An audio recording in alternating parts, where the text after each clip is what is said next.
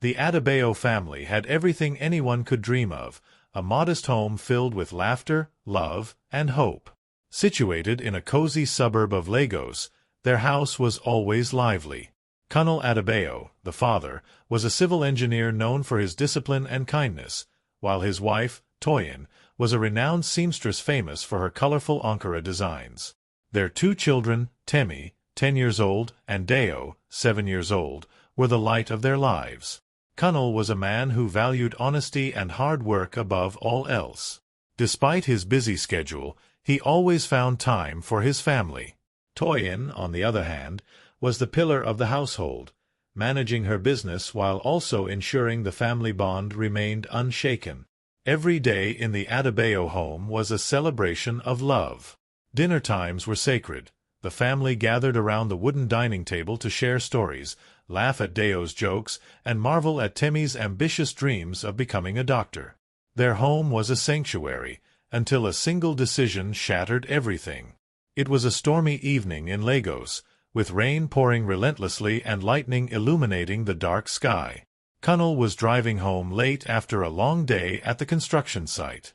The roads were deserted except for the occasional streetlights flickering in the distance. His windshield wipers moved rhythmically, struggling to keep up with the rain. As he turned onto a quiet street, his headlights caught a lone figure huddled under a tree. A young woman, drenched and shivering, clutched a small bag to her chest.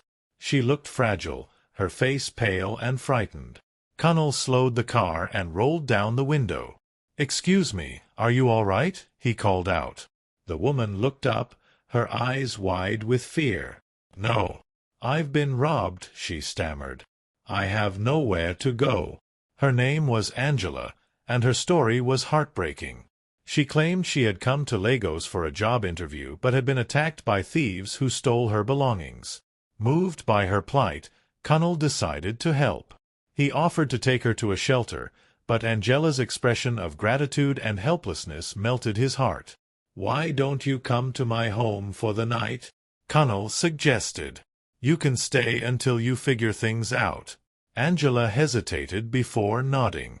"Thank you so much," she whispered. "You have no idea how much this means to me." Colonel arrived home with Angela, and the warm glow of the living room light spilled onto the driveway. Toyin greeted him at the door, her smile fading as she saw the unfamiliar woman beside him. "Colonel, who is this?" Toyin asked, her tone laced with concern. "This is Angela," Colonel explained. "She's been through a rough time. I thought we could help her for a day or two." Toyin's instincts immediately flared up. While she trusted her husband, she couldn't shake off the unease that settled in her chest. Still, not wanting to appear unkind, she agreed to let Angela stay. Angela's arrival intrigued the children. Temi and Deo peppered her with questions, their curiosity unbounded. Angela charmed them with her gentle smile and warm demeanor, quickly winning them over. Over the next few days, Angela integrated herself into the household. She offered to help Toyin with chores, played with the children, and even cooked dinner one evening. Colonel was impressed by her humility and politeness, but Toyin couldn't ignore the subtle signs that something was off. As the days turned into weeks, Angela showed no sign of leaving. She claimed she was still looking for a job, but Toyin noticed her spending more time on her phone than actually searching for work. One morning, Toyin found one of her gold earrings missing. She searched everywhere, growing increasingly agitated. Finally, she decided to confront Angela. "I haven't seen any earring," Angela replied sweetly. "But I'll help you look for it." Despite Angela's assurances, Toyin couldn't shake her suspicions. When she brought it up with Colonel, he dismissed her concerns. "Toyin, don't be so paranoid," he said.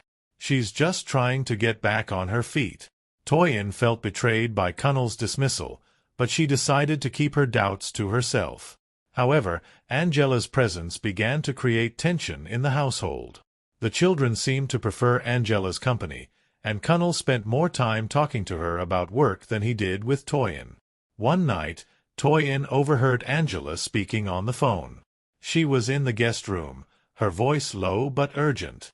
"I told you, it's almost done," Angela said. "He trusts me completely now. Just a little more time." Toyin's heart raced. Who was she talking to? What was almost done? Determined to get to the bottom of it, Toyin waited until Angela left the house the next day and searched her belongings. What she found shocked her. Hidden in Angela's bag were multiple IDs with different names, fake documents, and photos of wealthy families. Toyin realized Angela was not who she claimed to be. She was a con artist, preying on unsuspecting families like theirs. That evening, Toyin confronted Angela in front of Kunnel. "Who are you really?" she demanded, holding up the fake IDs. Angela didn't flinch. Instead, she laughed. "You're smarter than I thought, Toyin," she said. "But it's too late. Kunnel already trusts me more than he trusts you." Kunnel, confused and angry, turned to Angela. "What is she talking about?" he asked. Angela seized the moment. "Kunnel, I'm pregnant, with your child." Angela's words sent shockwaves through the room. Toyin screamed in disbelief, accusing Kunnel of betrayal. Kunnel denied Angela's claim, but the damage was done. The children, hearing the commotion, hid in their room, frightened by their parents shouting.